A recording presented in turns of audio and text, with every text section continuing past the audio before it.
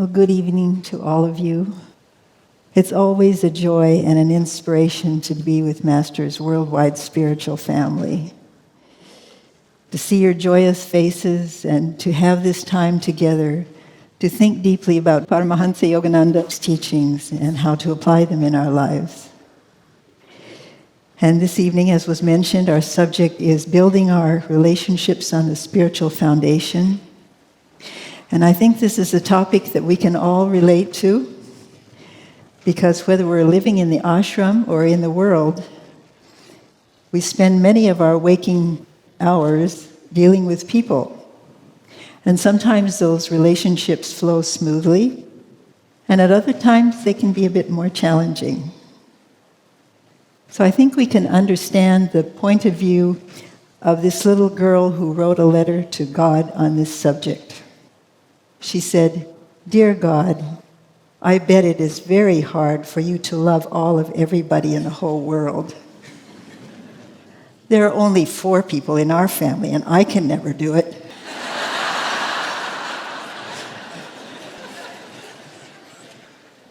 Well, learning how to do it is part of the spiritual path, and it begins with those that are closest to us. Guruji said the greatest of all happiness, next to divine happiness, is to be at peace with one's immediate relations, those with whom one must live every day in the year. And science, too, has shown that the quality of our human relationships affects our overall well-being, even our physical well-being. And we know how much they affect us emotionally. For example, if we're having trouble with someone, it's not so easy to meditate or to concentrate on whatever you may be doing. And our human relationships also play a vital part in our spiritual progress.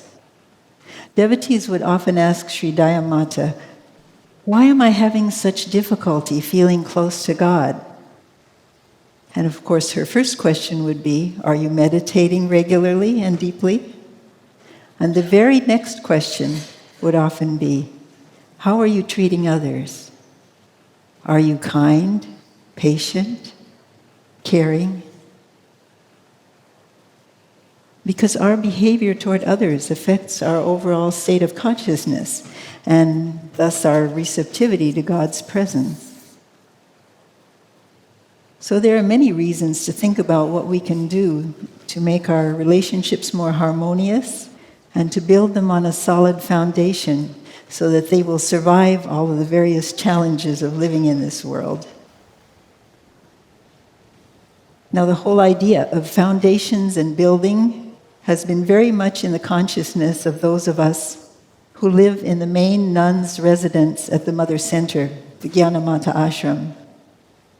I think as many of you know, during the past year, we have been having an extensive retrofit of our ashram building. And so some of us have had a front row seat in seeing the walls being taken apart and put together again. And in the process, I think we've learned more about what holds buildings together than we ever expected to in this lifetime. And actually, in some ways, the construction of a building is similar to the construction of our human relationships. First of all, if we want a building to endure through the years, then it's vital to have a firm foundation. And it is more likely to endure if the foundation is built on bedrock rather than on a pile of sand. And another thing we've learned at the Gyanamata Ashram is that not only does there have to be a firm foundation, but that each story has to be firmly bolted to the one below so that everything is connected with the foundation. Because otherwise the various parts can go on their own separate ways during an earthquake. And the same is true with our human relationships. If they're going to be lasting, they have to be built on and remain connected to a stable foundation. The trouble is that the very essence of this world is change. And as long as our relationships are dependent upon something in this world of duality, then we are essentially building on sand. For example, if we base a marriage just on physical attraction, or if we enter into a friendship for purposes of personal gain, then when circumstances change or people change their minds, those relationships can very easily fall apart. So if we want an enduring foundation, we have to look deeper. We have to think about who we are and where we came from and why we are here. We know that when God created this world, He divided Himself into many, and each one of us is a spark of His consciousness, a soul that's one of a kind, that is endowed with all His divine qualities, and that is infinitely cherished by Him. And we are here to play our part and then to return again to our home in God. And in our soul there is a memory of that oneness with God, and we yearn to have that completeness again. And that's what we are really seeking through our human relationships. Now, those relationships have an important part to play in our journey back to Him, but no human being can completely fulfill that yearning for oneness. Only God can. So it is our relationship with Him that is the eternal, changeless foundation upon which we can securely build our lives and our human relationships. So we need to know and we need to believe that we are part of God, that everyone else is too, and we need to act accordingly. So it is as simple and as difficult as that. All of us sitting here are sparks of His consciousness. So much light, so much potential for good. But do we really think of ourselves that way? Do you think of your spouse that way? Your children? The people you work with? The people that are sitting next to you? God-united souls through the ages have seen every soul in that way. Someone who met our Guru and was interviewed for the film Glimpses of a Life Divine said this of Guruji: "He treated you as if you were almost holy yourself." And when we are really able to look upon all souls as sparks of God's consciousness, then we can't help but treat them with love and respect. Because who is relating to whom? It's God relating to God. Dayamataji once said, "Think of each person as none other than the Lord Himself, wearing a disguise to see how you will react." So maybe when we introspect in the evenings, we should ask ourselves, how did I treat God today? Now, sometimes when devotees first come to the path, they think, well, if the relationship with God is the most important one, then why don't I just concentrate on seeking Him in meditation and not get overly involved with people? I remember Dayamataji was once dictating a letter to someone who had written to her about his spiritual efforts. He was a person who was able to arrange his own schedule, so he was having long meditations and really trying to make the most of his time. But he also said that he was avoiding dealing with people as much as possible, only when absolutely necessary. Well, Dayamataji appreciated his sincerity, but she also said about his hermit-like lifestyle, you won't find God that way. You need the balance. So just as Krishna advised Arjuna, it's the golden middle path of meditation and right activity that takes us to God in the swiftest way. And part of right activity is our interaction with people.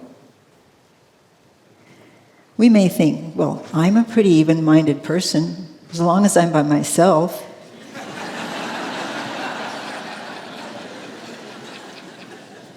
It's funny how people seem to interfere with my perfect even-mindedness.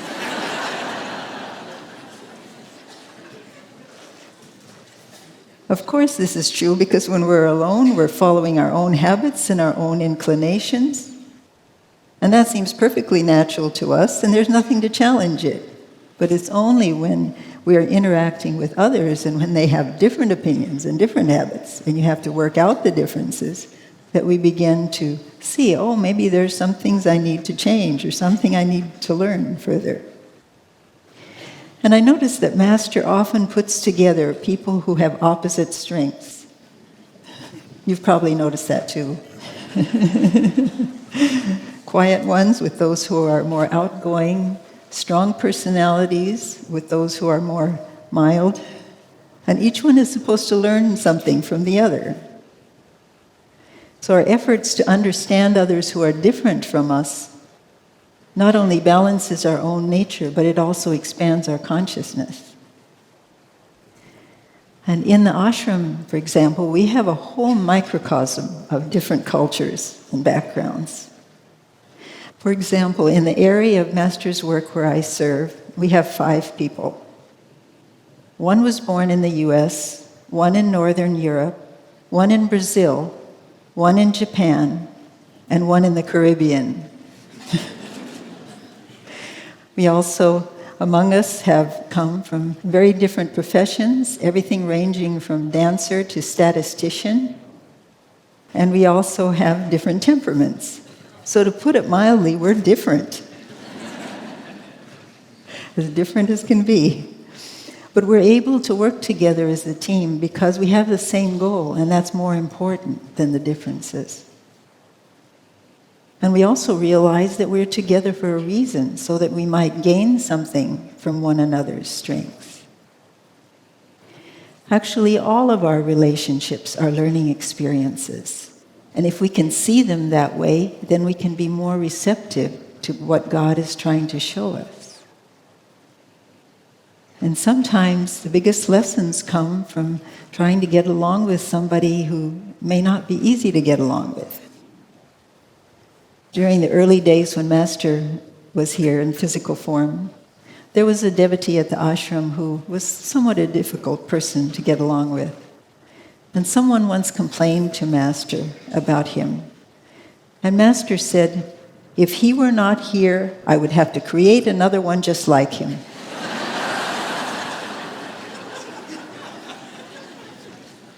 So God knows exactly what he's doing.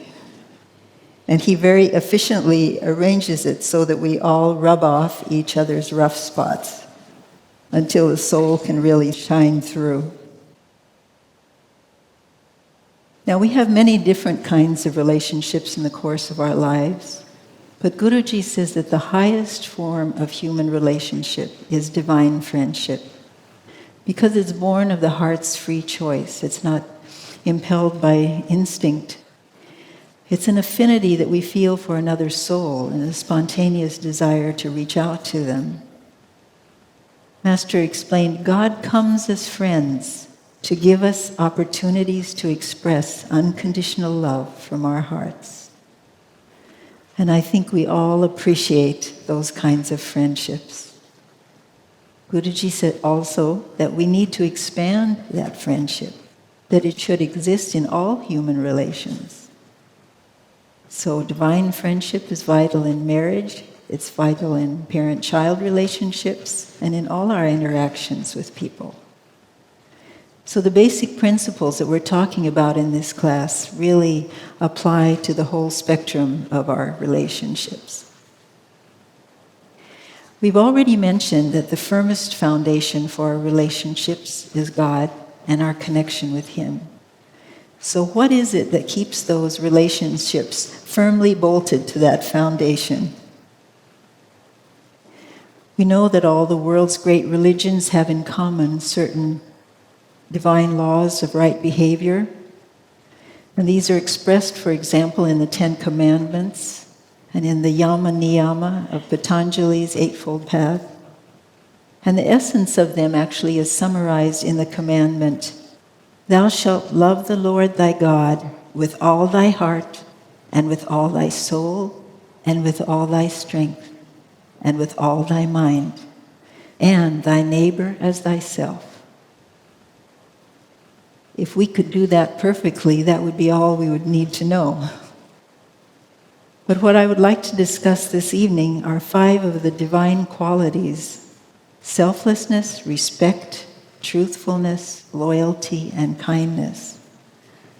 And these are qualities that help us to follow those laws of right behavior.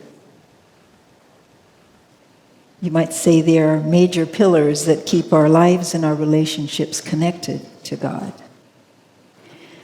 And after that, after we discuss the qualities, then we will look at how we maintain our human relationships, and also who needs to do the actual building and maintaining, so that those relationships ultimately lead us closer to God and to His divine love.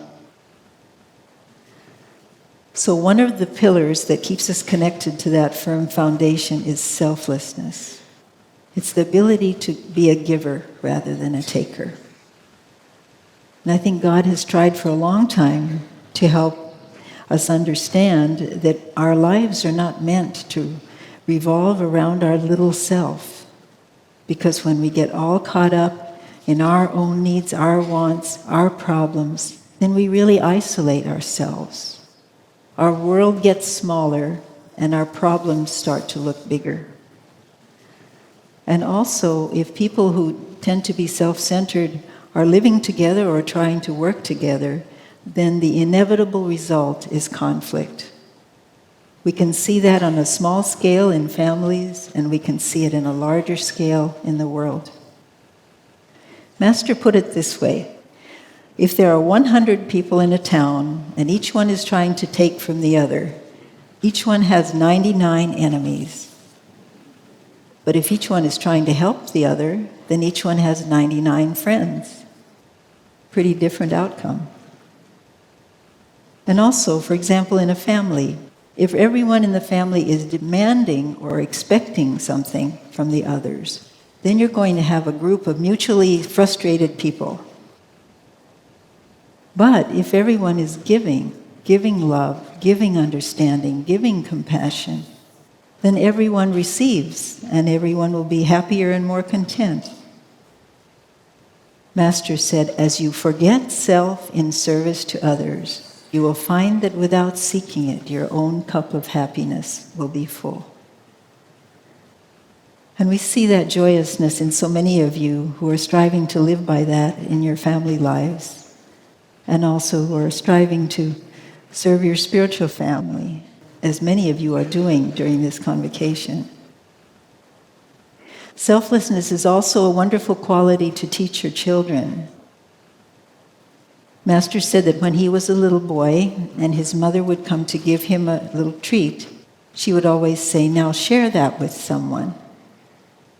And he found that when he did that, he got twice as much joy out of it. Of course, to be selfless doesn't mean that you don't take care of yourself or that you become completely depleted in doing for others. We have to keep a balance there and also nurture ourselves through our spiritual efforts and balanced living. Especially if you're a caregiver, perhaps for elderly parents or for a child who has special needs, it's important to also find ways, even little ways, to balance your life, because then you can better serve others. So selflessness simply means that we don't focus our lives just on I. Because if we do, then we have serious I trouble. And it can make us pretty nearsighted. A psychiatrist wrote about this in connection with a group therapy session that he had with some married couples. And he asked one of the members of the group how he would define the purpose and function of his wife. And the man's answer was entirely in terms of what he expected her to do for him. In other words, to keep the house neat, keep him well fed, and so on. And the psychiatrist was rather shocked by that very self-centered reply. And so he asked the others the same question, because he thought they might express a broader perspective. But to his dismay, all 6 of them, men and women alike, described the function of their spouse in terms of themselves. In other words, they didn't really see the person as a separate being. And it's interesting that Master, in his poem on friendship, addresses this same issue. He tells us what a true divine friendship looks like. Friendship is noble, fruitful, holy. When two separate souls march in difference, yet in harmony, agreeing and disagreeing, glowingly improving diversely. So that balance between togetherness and separateness. And the matter of needing to see our loved ones as separate from ourselves also comes up in the relationship between parents and children. Sometimes it's a matter of accepting that children have their own life lessons to learn. And we can give them a foundation, but we can't do everything for them. We can't solve all the problems for them. And also, parents often have dreams for their children, and it can be quite an adjustment when the child decides to take a different path in life. I experienced that in my own family when I decided to enter the ashram. It was quite an adjustment for my parents, and it really took some time and continued effort on my part to really try to understand their point of view and to keep communicating, not arguing, but just giving love. And in time, they did accept it. So the greatest gift we can really give to another person is to want what is best for that soul. That was the kind of relationship that our Guru had with his Guru, Sri Yukteswar. I think many of you remember the story when Guruji was a young disciple at Sri Yukteswar's ashram, and he decided to run away to the Himalayas because he thought he would find God quicker there. And then when he discovered that he was mistaken and he came back, he was surprised that Sri Yukteswar was not angry with him. So Sri Yukteswar explained that anger only comes from thwarted desires. And then he said to Guruji, "I would not use you for my own ends. I am happy only in your own true happiness." I've always felt that this is a perfect expression of unselfish friendship. To not want to use someone for your own ends, but being happy in their own true happiness. Respect is another one of the pillars necessary for building our relationships on a spiritual foundation. And it means remembering to see God in every soul. Now, we are naturally respectful to people who are saintly and to people that we deeply admire, but it may be more difficult when we see the imperfections of human nature. For example, a spouse who doesn't pick up after themselves, or somebody, a co-worker who is irritable. But we don't have to love all of a person's habits to still respect them as a soul, because we all have something we need to work on. But underneath all of that is that spark of God's consciousness. And if we can just keep remembering that. If you find yourself getting in a habit of kind of dwelling on the faults of those around you, then it's good to make an effort, a special effort, to really think about and identify their good qualities and dwell on those. And also to pray for them. Because when we're doing that, those positive thoughts and actions attune our own consciousness with God. And then we can really see the good in others and we can bring out the good in them. That's the way that Master was. Mrinalini Ma has said, Master always worked with the good in us. And over time, everything else just fell away. And it is especially important to keep a spirit of respect toward those closest to us, because sometimes those are the people we tend to take for granted. And Guruji very much encouraged marriage partners to maintain a respectful attitude toward each other. And he cautioned against living too much on the plane of the senses, because he said this can easily lead to familiarity and possessiveness and inconsiderate behavior, and that actually is not conducive to having a true lasting friendship. And he also emphasized not saying things that are demeaning to your spouse, or arguing in front of children or guests, or when you return from a difficult day at work, the temptation is to kind of dump the frustrations on your partner. But Guruji encouraged married couples to not use one another for target practice with their words, but to make the home really a place of peace and harmony through respectful behavior. And as those of you know who are parents, what makes children feel respected is when you spend quality time with them, taking time to listen to them and correct them in a loving way when necessary, and also taking time to explain why something is right or wrong. We don't want to do like the mother who said so many times to her little boy, "Johnny, no." That when somebody asked him his name, he said, "Johnny, no."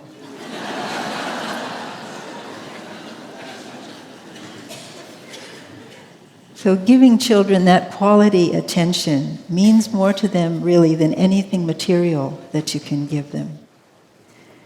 In fact, there was one study where children were asked, "What makes a happy family?" And they said, "Doing things together." And it was so nice to hear that some of you who brought your children to the summer day program in Encinitas were able to have that kind of family time at the end of the day, where the children could share what they did and what they learned, and where you could meditate together. And we actually heard that some of the little ones wanted to lead the meditations for their parents.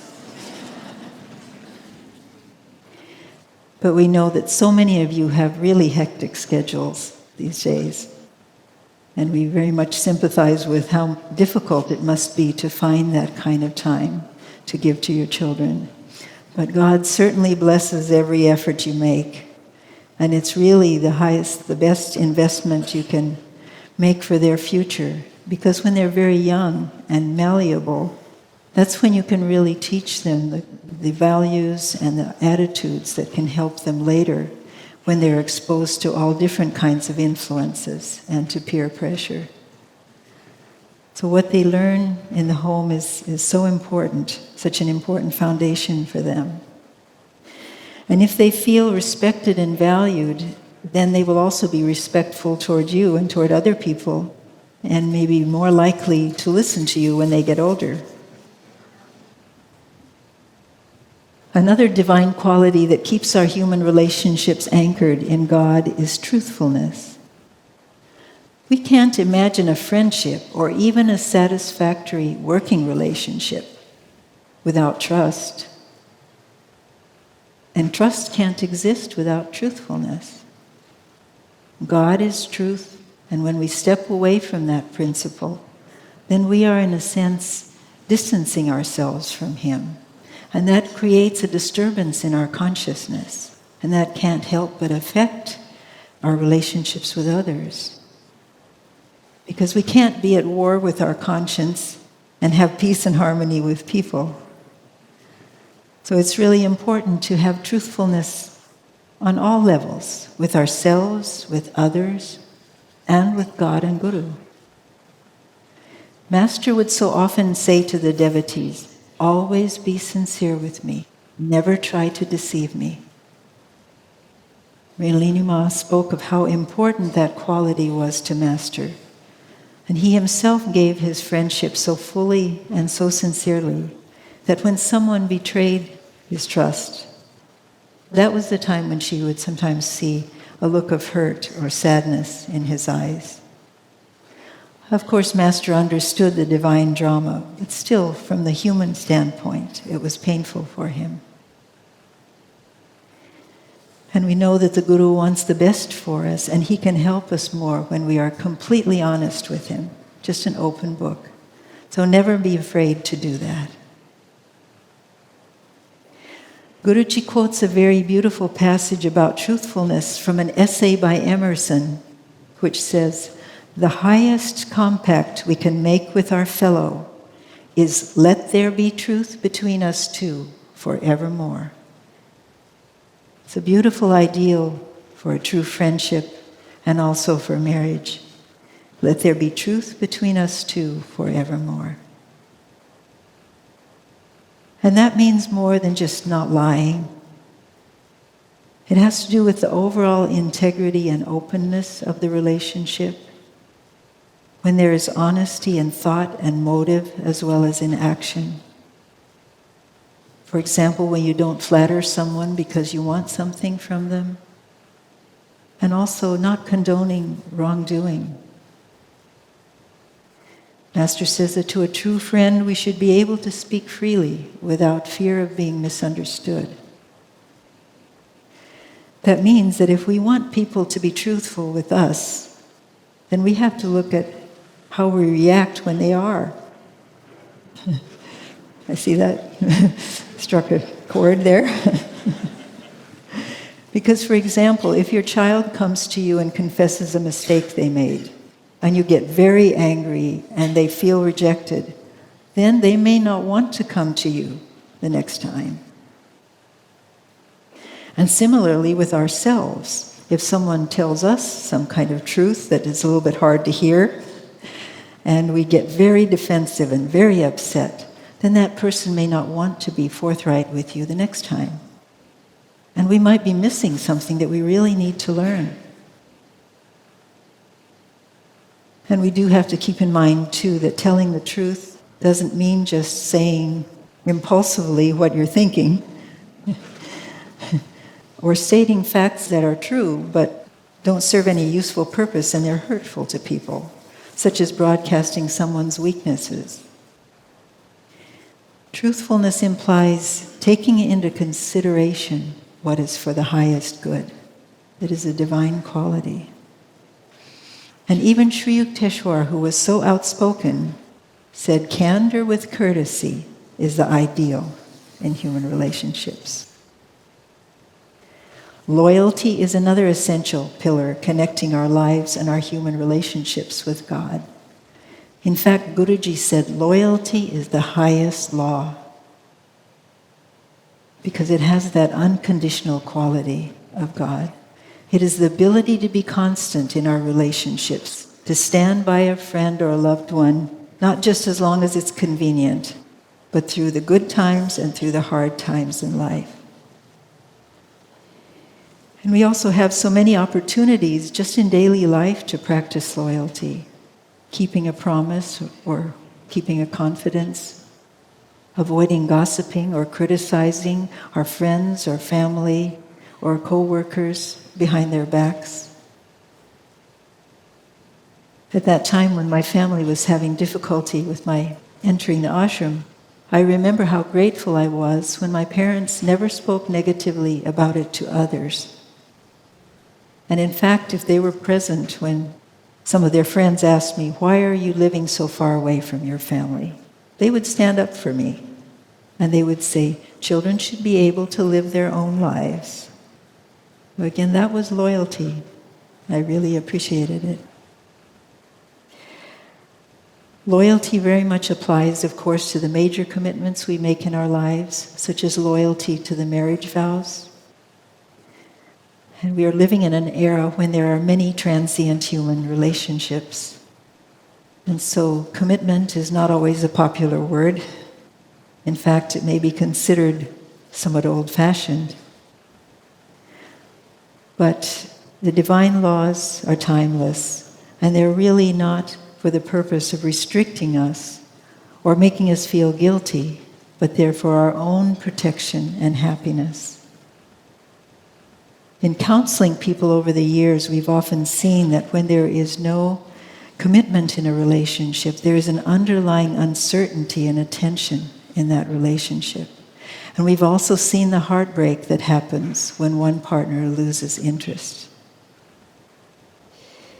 Because sometimes when there is no commitment in the relationship, then it's less focused on developing the deeper aspects of friendship and is more vulnerable to the shifting likes and dislikes of human nature. Guruji commented, many human beings say, "I love you," one day and reject you the next. That is not love. And he explained it's really when two people feel an unconditional attraction for each other and are ready to sacrifice for one another that they are really in love. And so just as we would take time and thought before entering any major commitment, Guruji encouraged people to take time, if they are considering marrying someone, to be sure that there is a firm enough foundation for a happy life together. And he said the most important requirement is similarity of spiritual ideals and values. The second is similarity of interests, such as intellectual, social, environmental interests, so that you can enjoy doing things together. And the third and least important is physical attraction. Master said, two persons who unite their lives to help each other toward divine realization are founding their marriage on the right basis, unconditional friendship. And if a couple plans to start a family, of course, that commitment is all the more important, because part of that responsibility of raising a child, of course, is providing a stable and loving environment for their children's development. And we also know that sometimes, in spite of good intentions, people have difficulties in their marriage. And in such cases, Guruji encouraged trying to work these things out in a spirit of kindness and patience and understanding. At the same time, he realized that in some situations it is not possible, or perhaps not even advisable, for a couple to remain together. And he said, if that is so, then it's best to part without rancor, without bitterness, and for the people to take with them whatever they have learned from that situation. And I also wanted to mention at this point that loyalty, of course, does not mean tolerating abuse. We have a responsibility to our own soul not to allow such situations to continue. So the principle of loyalty really applies to all our relationships, and it's by practicing loyalty in our human relationships that we ultimately learn to be unconditionally loyal to God and Guru. Because loyalty is what gives us strength to persevere on the spiritual path. Even when the heart is dry, even when we feel like life is unfair, or some prayer has not been answered, it is loyalty and, of course, love also that sustain that relationship with God and Guru. Another quality that we need to cultivate in order to keep us connected to God and to one another is kindness. And of course that means compassion also. Master said, compassion toward all beings is necessary for divine realization, for God himself is overflowing with that quality. Those with a tender heart can put themselves in the place of others, feel their suffering, and try to alleviate it. Guruji himself so much felt for others, whether they were suffering physically, mentally, or spiritually, whether it was a small problem or a big problem. He always tried to help them in whatever ways he could. And it was also his compassion that made him take on the karma of so many. And even in little ways in daily life, Guruji was very courteous, very thoughtful. There was a couple that had moved into a house at the top of Mount Washington when Guruji was there. And they were not SRF members, they weren't studying the teachings, but he really befriended them and became a very good neighbor to them. And sometimes the wife would need to go down the hill to the bus stop. And so she would go to the corner of her street and she would watch in case somebody could give her a lift down the hill. And whenever Master came along, he had the driver stop and pick her up. And he took her not just to the bus stop, but to her destination, no matter how far away it was or how much it was out of his way. And Guruji has encouraged all of us to cultivate that quality of kindness. In fact, the day before he passed away, when he was giving some final words of guidance to the disciples around him, he said, "The respect you give to me, give to one another. Be kind to one another, just as you have been kind to me. To see good in others is to see God there."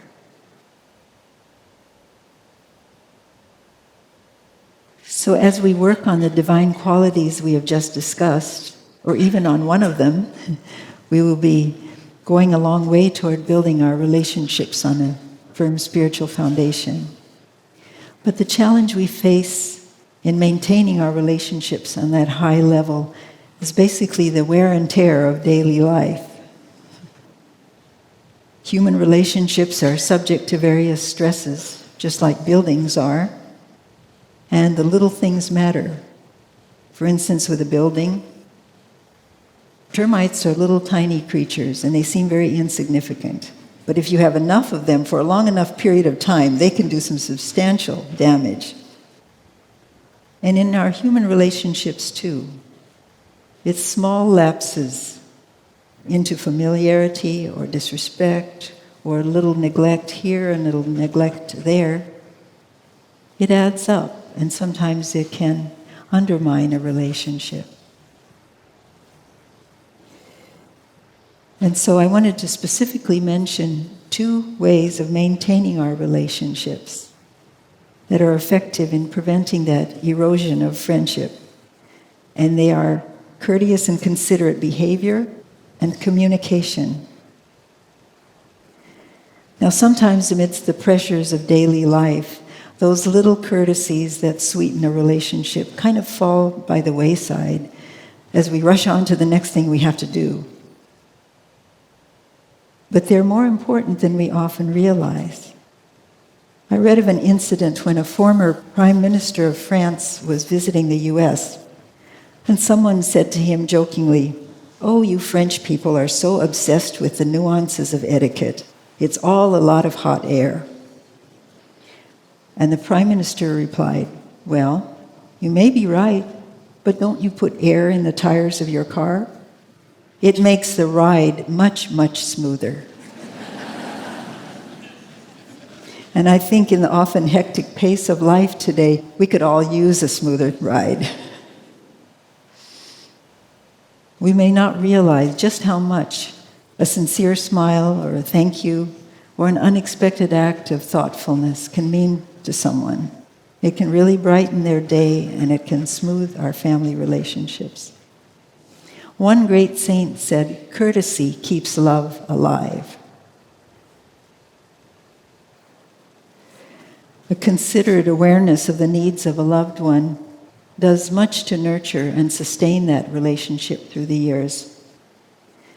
In my own family, when I was growing up, the division of responsibilities between my parents was the usual one. Father went to work and provided for the family, and my mother kept the house and garden and prepared the meals. Now, Father would do major repairs around the home, but the household chores, that was Mother's area. He didn't get involved in that. But then when they got older and my mother became more frail, I discovered on one of my visits there that Father had begun doing all the vacuuming and all the dishwashing. He was in his 80s at the time. And he just noticed that it was getting harder for her, and so he took over. And throughout the 50 years of their marriage, they looked after each other. And my mother once said of him, "He is not just my husband, he is my best friend."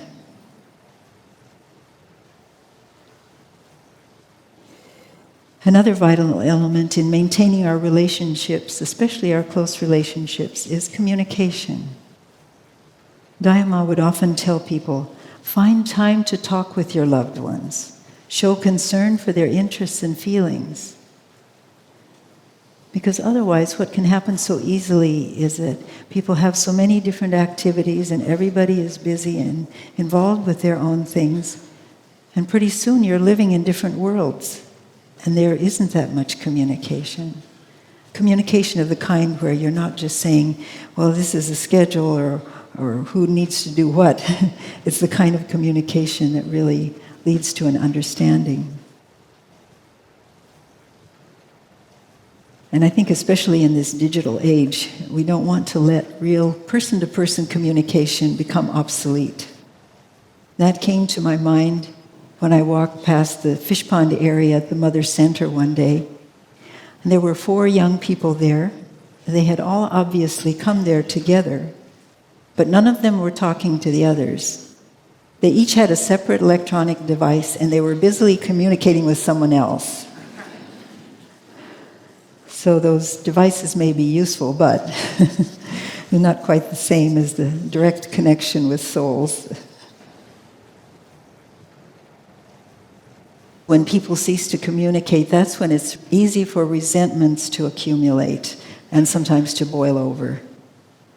Master always emphasized how important it is to communicate calmly, to resolve differences. He would say, "Fools argue, wise men discuss." And he wouldn't allow people to just walk out if someone was really trying to resolve a problem with them. He said, "You come back and talk it out." And he had in mind that kind of communication where you're not just talking at people, but where you're really listening to someone else and really trying to understand their point of view. Because that in itself is an expression of respect and can lead to more understanding. So we've talked about the qualities that can anchor our relationships in God and about some of the practical ways of maintaining those relationships. The next question is, who has to do the building and the maintenance? Well, in thinking of our relationships, sometimes the tendency is to think in terms of the other person. My spouse's habits are really bothering me. The boss is really hard to get along with. Our children are really giving us a hard time, or our parents. But Guruji has told us that to get along with others, it's important to begin with yourself. There's a little Japanese fable that gives a very clear picture of why this is important. Long ago, in a faraway village, there was a place called the House of 1,000 Mirrors. And there was a friendly little dog in that town, and he very much wanted to visit this magical place. And so he went there, he was all excited, and he bounded up the stairs, and he was wagging his tail as fast as it could go, and his ears were all perked up, and he looked through the doorway, and he saw 1,000 other little dogs wagging their tails just as fast as his. And he smiled at them, and they smiled back at him. And he said, "What a wonderful place. I'm going to come back here again and again." And there was another little dog who wasn't so friendly or happy. And he also wanted to visit the house. Well, he was kind of suspicious. And he walked slowly up the stairs, and his head was down. And he peered through the doorway, and he saw 1,000 unfriendly-looking little dogs staring back at him. And he growled at them, and they growled back at him, and he ran away as fast as he could and said, "This is a horrible place. I'm never coming back here again." Well, so it shows that what goes on within ourselves is what we project outwardly, and what we project often comes back to us. So it's something good to think about. What am I putting out there in terms of my thoughts and my attitudes? And it also means that as we strive to improve ourselves, our relationships will improve also. Sometimes we hear from devotees saying that they're lonely and they are having difficulty finding the kind of friend or life companion that they would like to have. And when they ask that question, we usually tell them, think about what qualities you're looking for in a friend. Are you looking for someone who's positive and cheerful and kind and understanding? And then ask yourself, how can I become that kind of person? Dharma often used to tell people, whatever you would like to see in another person, be that yourself. And if you make a project of working on those qualities, then you'll become a happier person. and you will be more likely to attract the kind of friend or companion you're seeking. Guruji said, fulfillment lies in constantly improving yourself, so that instead of your seeking others, others will seek you. At the same time, he advised, even when striving to improve yourself, learn to stand alone, secure in your own virtues and self-worth. We have to realize that we can't depend on another person to, quote, make us happy. We really have to find that sense of happiness and worth within ourselves. And we can, because each one of us is a child of God. And when we do that, then we have more to give to our relationships. Master often said, change yourself and you will change thousands. But even if we start on a small scale in our own daily environment, we can have some surprisingly effective results. For example, there was a man who had grown up in a very tidy household, and his wife was totally the opposite. She had an aversion to tidiness. So as you can imagine, that was a source of conflict between them. But one time when he was especially feeling a need for more order in his life, he decided he would do something different. Instead of talking to his wife about it, he decided he would remedy it just by continuing to organize his own life even further. And to his great surprise, when she saw him doing that, she got inspired to also declutter her home office and organize things and got rid of things that she didn't need anymore. So the example accomplished more than any amount of nagging could have done. And I came across a statement recently that very much applies to this situation. It was, it takes two to argue, it takes just one to change. And it's much more energy efficient to change yourself than to try to change someone else, and it's a lot less frustrating. And the other person may change anyway if they see that you are changing. Setting a positive example is especially important in raising children. There was a story of a man who took his two little boys to play miniature golf, and he asked the man at the ticket counter about the cost of the tickets. And he was told it's $3 for adults and $3 for any child over 6. Now his children were 7 and 3 years old. So he said, I owe you $6 then. And the man at the ticket counter said, what's the matter with you? You could have told me that your older child was 6 years old. I would have never known the difference. And the father said, yes, that may be true, but the children would have known the difference. He knew that children are more likely to do what you do rather than what you tell them they should do.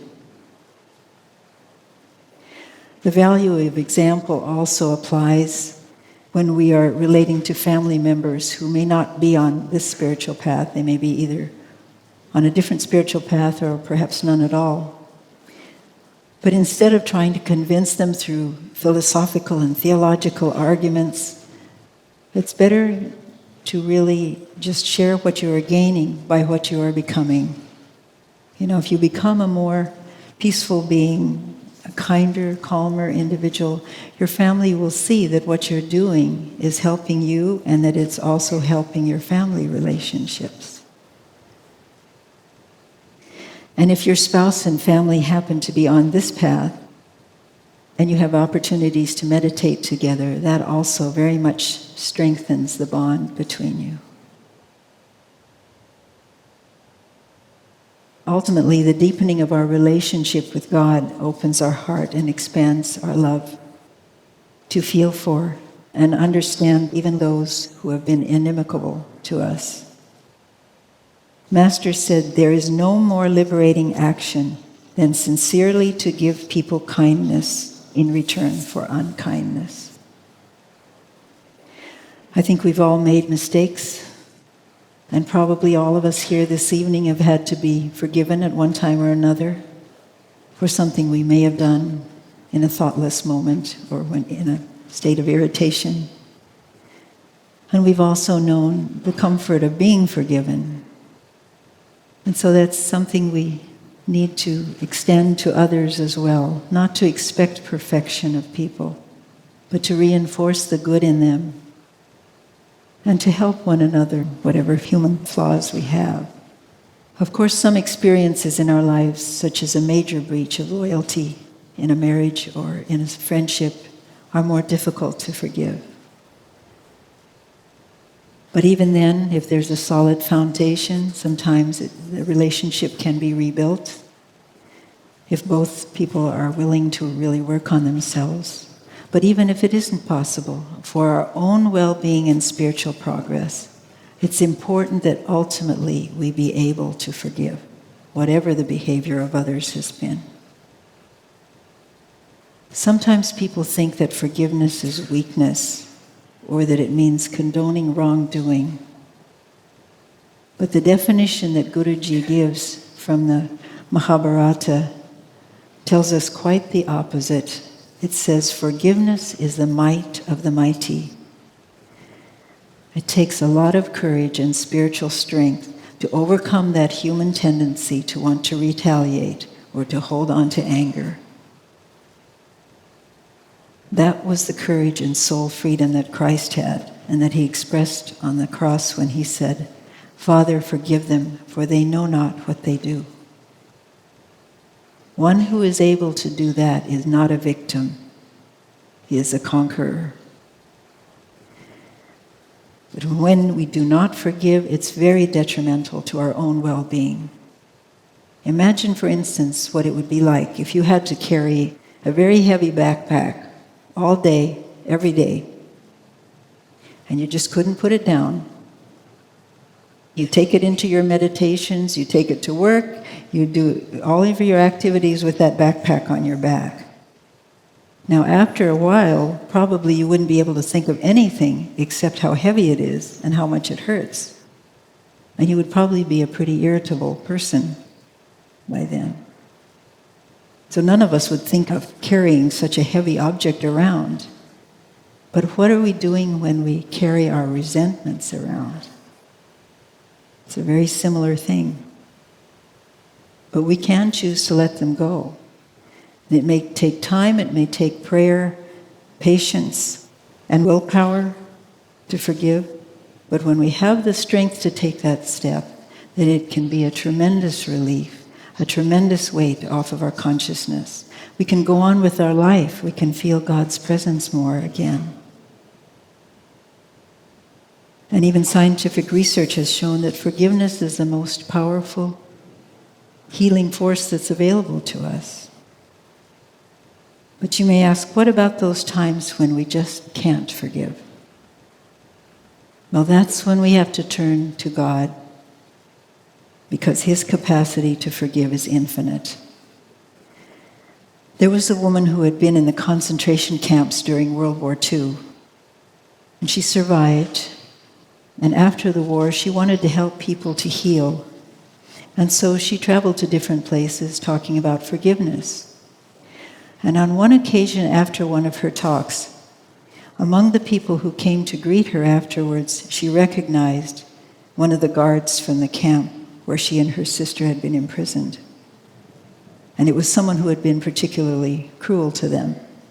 And the man came up to her and thanked her for her message, and he held out his hand. And she just froze. She stood there and she could not reach out to him. She said such anger, such vengeful thoughts boiled up in her mind. And she just could not forgive. And so, as she was a Christian, she prayed to Jesus, I cannot forgive him. Give me your forgiveness. And then she reached out to shake the man's hand. And she said, the most incredible thing happened. From my shoulder along my arm and through my hand, a current seemed to pass from me to him, while into my heart sprang a love for this stranger that almost overwhelmed me. And so I discovered that it is not on our forgiveness any more than on our goodness that the world's healing hinges, but on God's. When He tells us to love our enemies, He gives us, along with the command, the love itself. So that brings us back to the question we asked at the very beginning. What is the most secure foundation on which we can build our lives and our human relationships? It is God, the friend of all friends. And He's the one whose presence we feel here at Convocation and that we feel in our hearts when we meditate. And when we work on those qualities of selflessness, respect, truthfulness, loyalty, kindness in our human relationships, we also learn how to better relate to Him. And one of the very greatest blessings we've had in our lives is to feel that unconditional love of God flowing to us through our Guru. His friendship, once it is given, is never taken back. Just 3 days before Guruji's passing, the Indian ambassador came to Mother Center to visit, and Master was greeting him on the porch of the main building. And in the ambassador's party, there was a man who had caused a lot of trouble for Guruji and had caused trouble for his work. And one of the disciples saw Master step aside and asked this man to come inside. And Master said to the man, "I want you to remember that I will always love you. I want you to remember that I will always love you." So that assurance He gives to each one of us, may we open our hearts to receive it and ask Him to bless us in all of our efforts to anchor our relationships in that unshakable foundation of God's all-forgiving eternal love. Jai Guru.